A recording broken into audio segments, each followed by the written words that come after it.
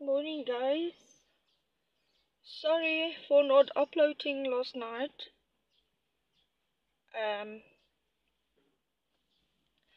I was not feeling up to uploading, but yeah, I just wanted to show you my nails. I'm still busy with it, but anyway, while I'm busy, I will share a tiny drop of my life story with you guys. So, my family noticed that I was on age. And then my mother's sister's child, my cousin, went with her lawyer, her advocate, and they put me in a place called Shama. Now, bear in mind, they are for the disabled and the old people. They do not know how to deal with an addict. Now, I'm booked into this place because they're like, do you really want to get clean? And I'm like, yes, I really want to get clean. And I was so excited. And when I got there, it was hell. It was hell. Oh my gosh, it was hell.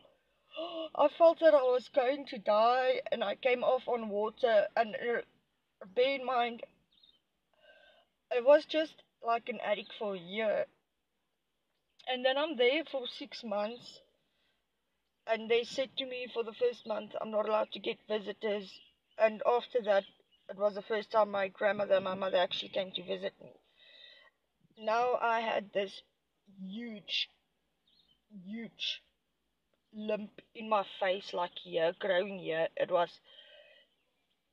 like pus, like yellow pus that came out of it. And they said that it was the age working out of my body. And now I go to this woman and I'm telling her I can't sleep. My stomach is working like water and all of these things. Now I know I'm not supposed to talk about this because it might impact the place, but as my mother and my grandmother are sitting by me, at the moment they came to visit, it was lunchtime, 1 o'clock, and we stand in the row for food. We get our food because, yeah, we sit there, and as I want to take a bite, there's a fly in the food, and my grandmother says, no, no, my child, throw that food out. So they went, they bought me 2,000 rands, groceries and foods and stuff, and I still stayed there because it was 3 months after, but my withdrawals did not want to go away. I still couldn't sleep, my stomach was still running, I had enormous pain, and I went to the woman and I told her, I cannot handle this pain anymore. I tried to run away. They made me walk all the way back, as sick as I was. They said, you walked all that way, so you will walk all that way back. I can't even walk to the toilet, but I tried to run away because I wanted pain gone desperately. So afterwards, I phoned my family and I told them they must come and fetch me. They came there, they had a bit of an argument with the people there because the people there don't want to let me go, and I have to stay 6 months and what, and they said, but she doesn't want to be here. So, and after a huge argument, they finally let me go. As I get into the car, my brother's friend is sitting there with a Zol. I'm like, oh, fuck no. I'm just coming out of this place I'm still in a massive amount of pain. It's 3 months later. I'm not feeling any better. In fact, it's just getting worse. I can't even eat nothing without my body getting an allergic reaction. Um, Everything I eat comes out at the top, at the bottom, and it's like dry blood and all these yucky things. I don't want to go into detail because I don't think the things I went through is appropriate for the internet. And anyway, let's skip all that.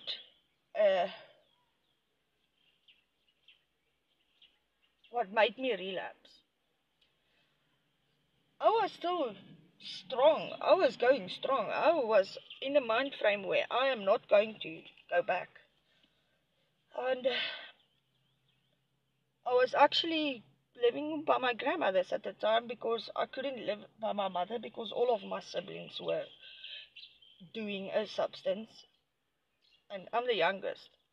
So what happened was I stayed by my grandmother, and my grandmother and my aunt had a fight, so my aunt decided to leave, and my grandma phoned my mom, and my mom had to come attend me and my grandmother because I was still underage. I was under 18. I was 17 years old, and my mom said, "Oh, she don't know what to do. She's just gonna stay there till her sister comes back, and then she'll go back to her house."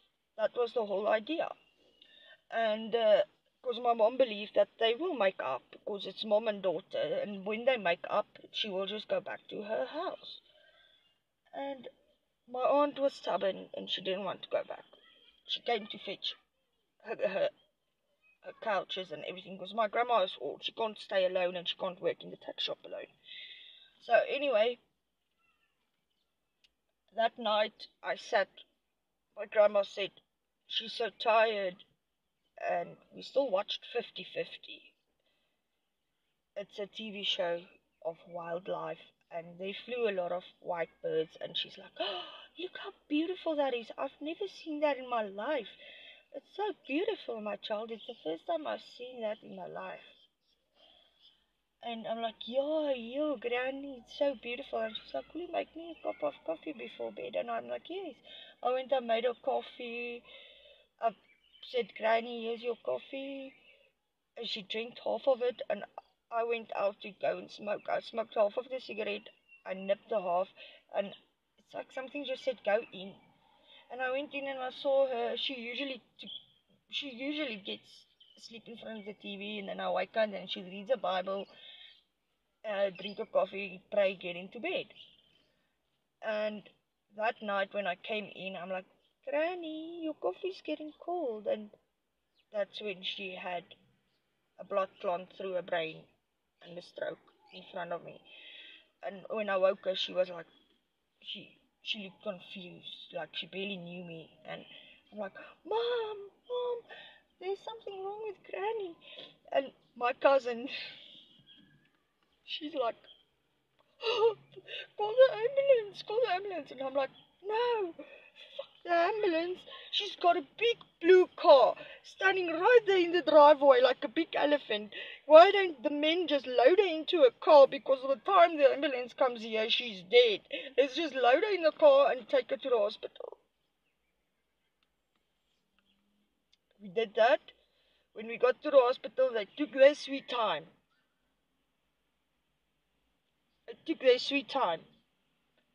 I believe that if they helped her earlier and put her on the drips earlier, because the next day when we got to the hospital, the drip wasn't even open. The same drip of the night before they put her on the drip wasn't even open. And eventually my grandma passed away and I relapsed. So,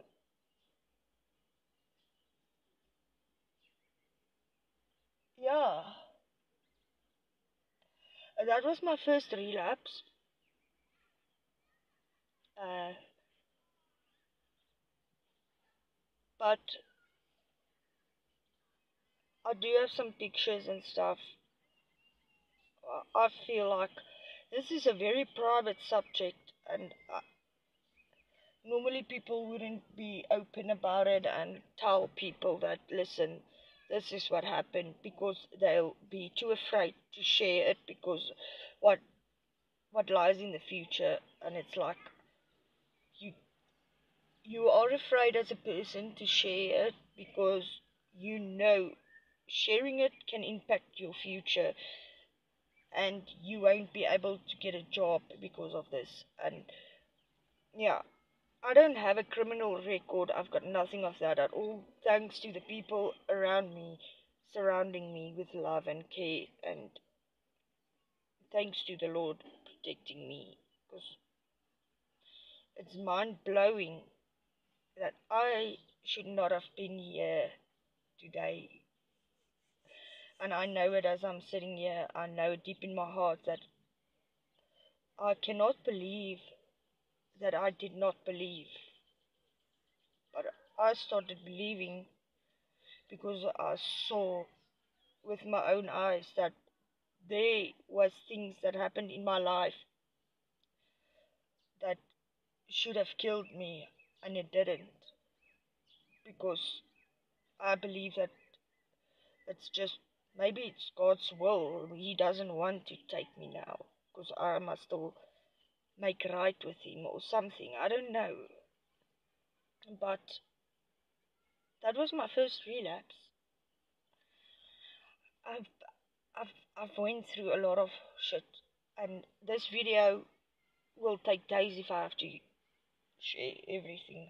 But I am sharing it because of one reason, and one reason only, is I think that maybe I can make a change by letting younger children, the younger generation, think twice before they go and experiment with this type of drug. Because if they listen, and I don't know, I just feel like maybe if I put it out there, it can save someone else's life and health.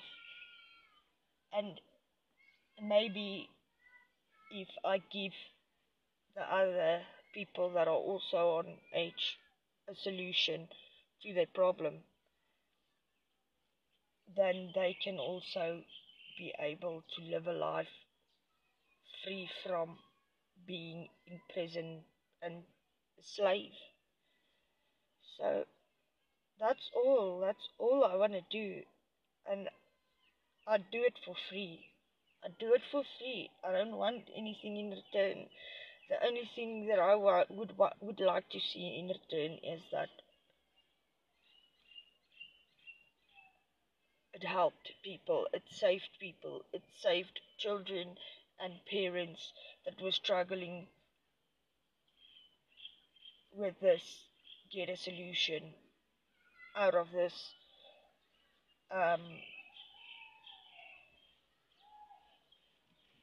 and that people who were wanting to go and use this saw the video and thought, okay, no, we're not going to do this anymore. We don't want to do it anymore. But yes. And then my mom came to me and my deceased boyfriend, and then she said to me that I have to choose now between my boyfriend and her, because her mother just passed away and she needs me, and I'm over there by my boyfriend doing what I'm doing, killing myself. And she said, if you choose him, then you will not be a part of my life anymore. And I got in the car with her. I just couldn't let her go off alone with all that heartache, and the thought of her losing her mother and her youngest daughter at the same time was unbearable for me. So I went with her, and I got clean again off of water. And that's when I saw that getting off of it can make you very aggressive. Because there is something here called, like, it's a bikers group, but they almost like the Hells Angels in America. And there was a woman and her husband and her brother. But this story I'll tell you guys later. And bear in mind, it happened just after I lost my grandmother. Now, I lost my grandmother. I'm busy getting off of crap. And this two men and women comes into our yard, puts off our music, hits my brother, and I lost it. I hit the biker's wife. I beat her. I beat her husband. And I kicked her brother with a helmet in his face, because who are you to come into my yard? And that was the first time I actually fought 3 adults, me being a minor. Because you're not going to come into my yard, break my things, and hit my brother in front of me. He's so drunk, he can barely stand. You want to hit someone that can go and hit someone your age. You understand? It's like they could have done it in a better manner. They could have called us and asked us to please lower the music, or to solve the problem in a civilized way. They didn't have to burst into our yard, get over our gate, be so aggressive. Because if you're going to act like that, you're going to get what you deserve. And that was the first time I actually got a fright of myself, because I underestimated myself. It was like the ambulance came to fetch her brother, because his whole face was like he got stitches. And that woman was huge. I'm 17 years old. I'm underage. She is like a mother of 3 children, probably in her 30s, on her way to her 40s. And yeah, I'll share a bit later with you guys about that topic. Just remind me. But anyway, I'm at the golf estate right now, and I'm sitting in the car, and I'm still in my pajamas. You see. So I have this huge pee, but I'm not going to now. I'm just gonna take my mind off of it and just do my nails further. I'll just show you guys the update. But yeah, some of these things, when I think back, it's actually, they call it in Afrikaans lagwekkend, because there were so many better ways to have handled it. And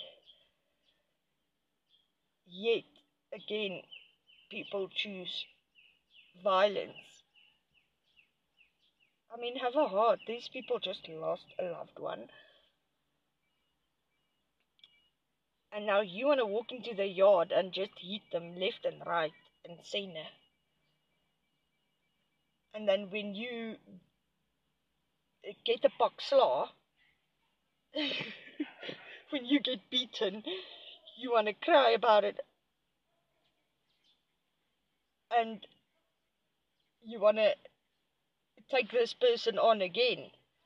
Because after that, the woman actually told me, yeah, please, not here in front of my children. One day when my children, I didn't have beef with you. I don't want beef with you. You're the one who came into my yard. I have the right to defend myself.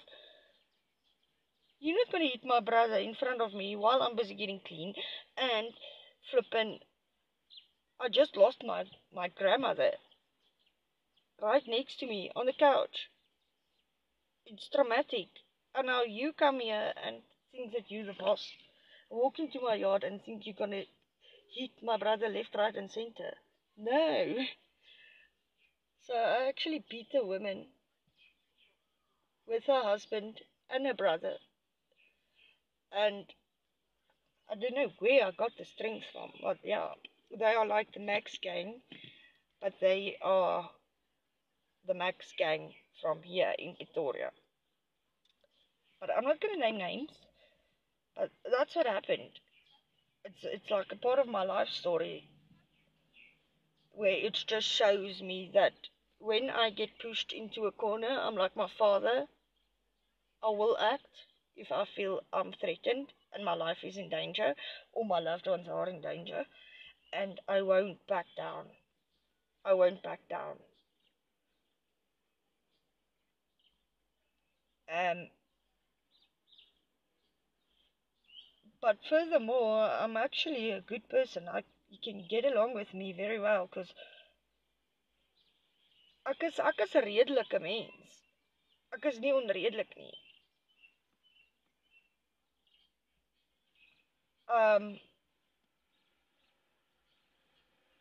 so that's when I actually saw that, hey, Monique, you are not actually a pushover. Because you snapped. You snapped. The moment they hit my brother, they slapped him into the garden. And I'm like, hey, where's my backup? My backup is lying there next to the tree. I'm like, oh shit, there are three. And I'm only one. What am I going to do now? And it was like, poof, poof, bah. Kick that guy's helmet into his face. He was like running towards me with the helmet, and I was like kicking him. Ah, down with the brother. The husband and I hit him like over the stoops, little wall. And the women are like rapping. I like dived into her to the ground. Tear her shirt off of her.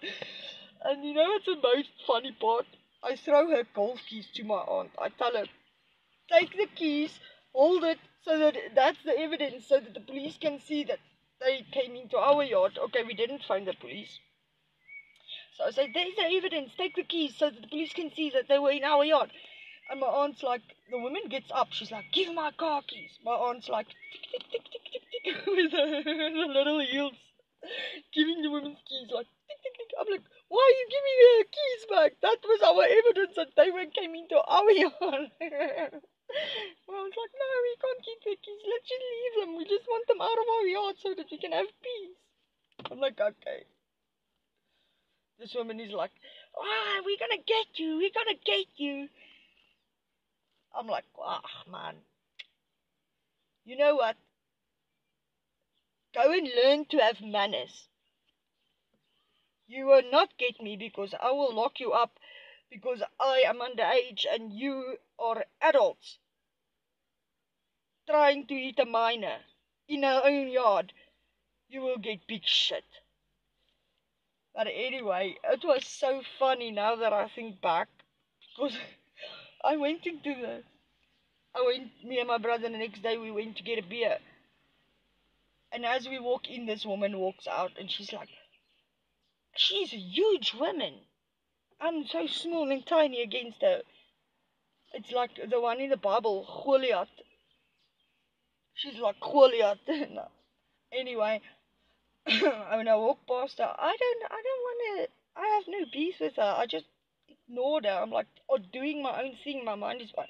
And she's like pushing her children at the back of her back, trying to protect them as if I'm the crazy one. I will harm her kids. No, I didn't go into your yard like a crazy woman and start eating you left and right and center. You're the one coming into my yard, hitting my loved ones while we lost a loved one. And I'm like, I don't even... What? We had a fight, it's over, it's done. Now you're pushing your kids, hiding them. I was still greeting her. I'm like, hello. She's like, because I already forgave her. It's over, it's done. There's nothing you can do about it. And she's like, we walked into each other. She's like, push her kids behind her. And she's like, net nie voor my kinders nie. Just not in front of my kids. And I'm like, what? What? So you still want to go on? You want to come for a pakslaag again, eh? it's like she immediately thought that I want to go on with the fight. No, I didn't. It was a misunderstanding. It's over. Move on. And I'm like, don't worry, I won't fight in front of your kids. I do have class, you know. I do have class. And I do have a heart. So, I didn't even actually, I thought that it was over. It was a mistake. We had a fight. We forgive each other. We move on. We see each other in the street. We greet each other and we move on. No, that woman wanted to keep a grudge. I never saw her again. We never had trouble with her again. That was the last altercation that we ever had. It was her thinking that I'm gonna hit her in front of her kids. No, ek's nie so wreed nie. I'm not that cruel. But anyway, bye guys. I hope you enjoy my content because it's actually just here to keep myself motivated and busy while I'm recovering. So yeah, I hope I'm not like irritating the crap out of the internet while doing this, but it's just there for me to keep myself busy. And I wanted to actually record all of my withdrawals and me going through it and everything, but it's so painful that I never get the chance to. And the only reason I opened it was like to make people aware of this problem and to try and help where I can with this epidemic going on. Maybe there's something that I do that can help others. And if I can help save a life, I will. I will. I don't mind. I really will. Because as a person, I know how it feels like to be an addict, even if it's a food addiction. Any addiction, I understand you. I know what you're going through. Even if I don't have the words for it, I know the thoughts. Bye, guys. Enjoy your day. And may you have a blessed night tonight. And if it's tonight, thereby you guys sleep tight. And if it's during the day, I hope you have a very blessed day today. And that my stories help you to know that it's not with your health to ever experiment with things like that. Drugs are bad. Stay away. Bye, guys.